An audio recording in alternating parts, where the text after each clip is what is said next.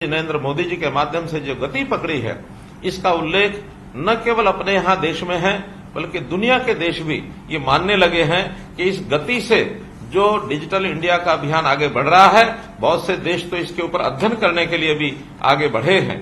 प्रधानमंत्री नरेंद्र मोदी जी ने पिछले साल जुलाई माह में जो डिजिटल इंडिया सप्ताह का शुभारंभ किया था, उस समय उन्होंने कहा था कि digital India ease of living और ईज ऑफ डूइंग बिजनेस को मजबूती देने वाला है। इस कार्यक्रम के अंतर्गत हमने नए नए प्रयोग शुरू किए। एक प्रयोग अभी परिवार पहचान पत्र ये हमने किया है, और इस परिवार पहचान पत्र का जो लाभ है हरियाणा की जनता को जैसे मिल रहा है, इसकी चर्चा दूसरे प्रदेशों में जब हुई तो उन्होंने भी इसको अध्ययन करने के लिए हमारे पास आने लगे हैं। बहुत प्रदेशों ने अपने यहां इसको रेप्लिकेट भी किया है, परिवार पहचान पत्र को भी बनाने लगे हैं। न केवल देश में बल्कि बाहर से भी लोगों की एक जानकारी लेने की इच्छा जगी है कि परिवार पहचान पत्र क्या है। इस परिवार पहचान पत्र के माध्यम से हमने लोगों के राशन कार्ड बनाए, हमने लोगों को आयुष्मान भारत की योजना का लाभ पहुंचाया, हमने वृद्धावस्था पेंशन ये लोगों की अपने आप बने।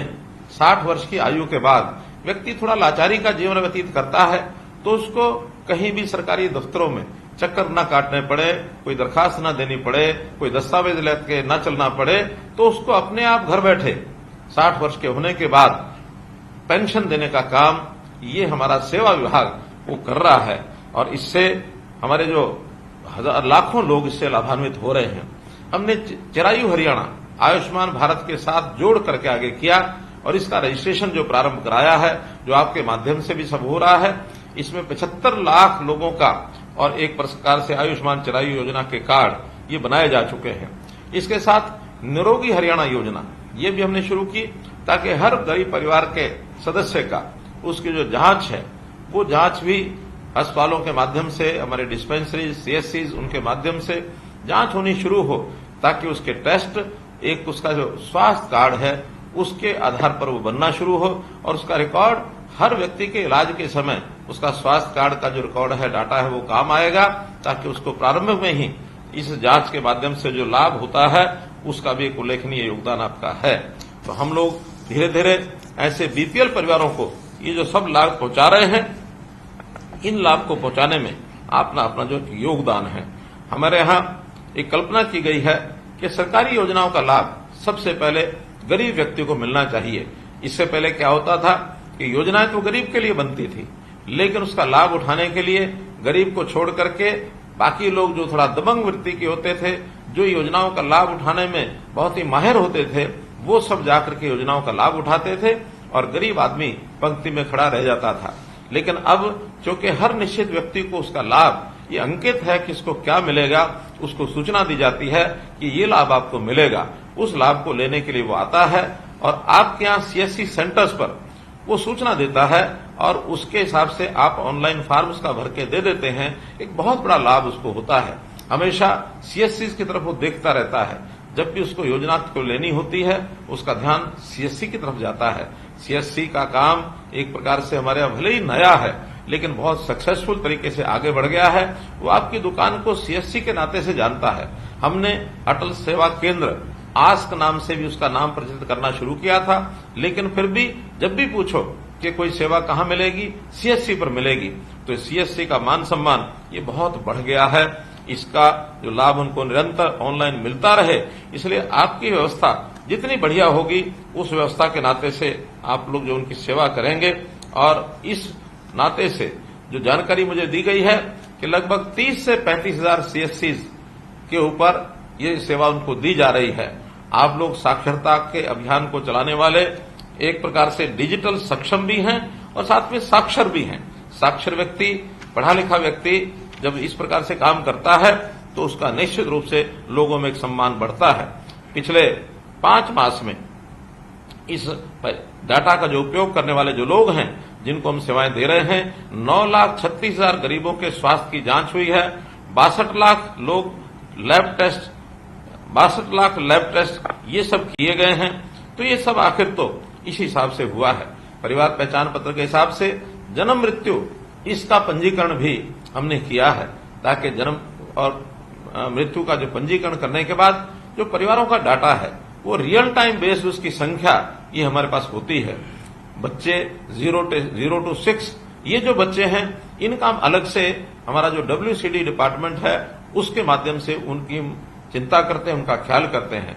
6 से लेकर के 18 वर्ष तक की आयु के जो बच्चे हैं उनका स्कूल की शिक्षा में उनका कितना दाखिला किस स्कूल में हुआ है। कुछ बच्चे जो न प्राइवेट स्कूल में जाते हैं न सरकारी स्कूल में जाते हैं, आखिर उनकी तलाश करना ये भी हमारे लिए इसी के माध्यम से संभव हो पाया है।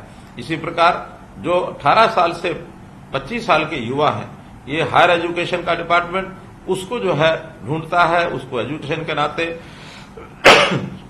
या स्किलिंग के नाते उसको काम में लगे ये प्रेरणा दी जाती है, ताकि बड़ा होकर के अपने व्यवसाय को वो कर सके। इसका भी उसको जो लाभ है इसी परिवार पहचान पत्र के माध्यम से मिलता है। इससे ऊपर भी व्यावसायिक लोग, जो लोग 25 साल से 40 साल तक के हैं, जो एक प्रकार से युवा और यानी एंटरप्रेन्योरशिप में अपने योगदान को आगे बढ़ा रहे हैं, उनका ध्यान भी हमारा जो युवा और यूथ एम्पावरमेंट का जो डिपार्टमेंट है वो उसको ध्यान रखता है।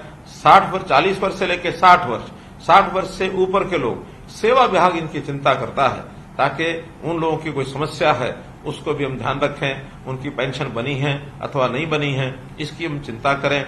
उनको राशन मिल रहा है कि नहीं मिल रहा है, उनको आयुष्मान कार्ड का लाभ मिल रहा है कि नहीं मिल रहा है, ये सब चिंता सेवा विभाग करता है। और जो जो सेवाएं उनको मिलती हैं, आखिर तो उनको अप्लाई करने के लिए हमेशा ये कहा जाता है कि जाइए अपने गांव की, मोहल्ले की जो CSC है वहां जाकर के आप अप्लाई करिए, और अप्लाई करने के बाद ऑनलाइन सेवा सब पहुंच जाती है।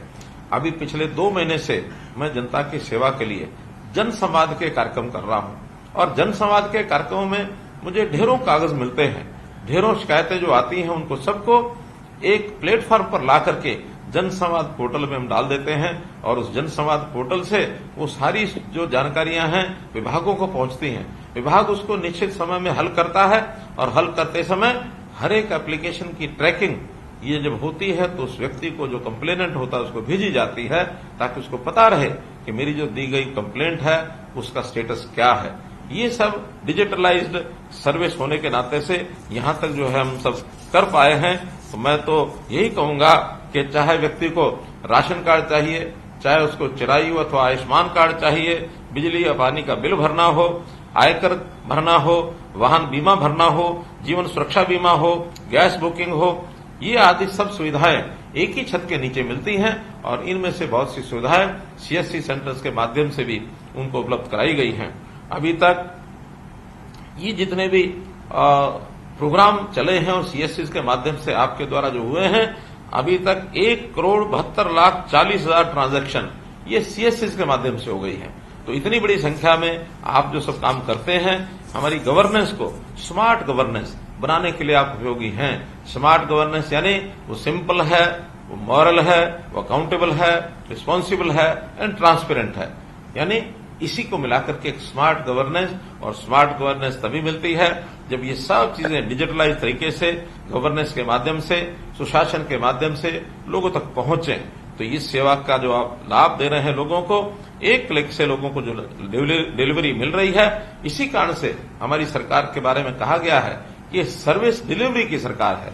तो सर्विस डिलीवरी की सरकार आपके बिना संभव नहीं थी।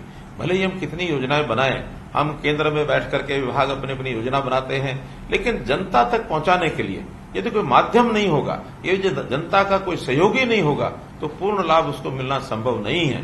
तो आप जहां सरकार के साथी हैं, हमारे साथी हैं, वहां जनता के सहयोगी हैं। तो इस सहयोग के रूप में आप जो लगातार काम कर रहे हैं, इसके लिए मैं आपको बहुत बहुत बधाई और बहुत बहुत आभार प्रकट करूंगा कि इसी प्रकार से आप काम करते रहें। प्रधानमंत्री जी के डिजिटल इंडिया के इस अभियान में मैं कहूंगा कि आप वास्तव में डिजिटल मित्र हैं, और डिजिटल ये जो तकनीकी क्रांति है इसके आप योद्धा भी हैं। आप इसी प्रकार से उत्साह बनाए रखें और लोगों का भी उत्साह बना रहे, और इन सब सेवाओं का लाभ लोग ले सकें, इसका प्रचार प्रसार भी आप अवश्य करें। बहुत से ऐसे जो लोग होते हैं, सरकारी योजनाओं का लाभ शायद उनको पता नहीं होता कि किस प्रकार से वो लेकर रख सकते हैं। तो आप अपने यहाँ केंद्रों पर निश्चित रूप से यदि कुछ डिस्प्ले बोर्ड लगा सकें कि ये सरकार की योजनाएं हैं जिसका लाभ उनको आप दिलवा सकते हैं, तो इसका बहुत बड़ा आपका योगदान होगा। इसी शब्दों के साथ मैं आपका बहुत बहुत आभार प्रकट करूंगा कि इस अच्छी सेवा के लिए आपने अपने आप को झोंका हुआ है, अपने आप को लगाया हुआ है। बिना किसी संकोच के आप आगे बढ़ें, यही मेरी ओर से आपका बहुत बहुत धन्यवाद।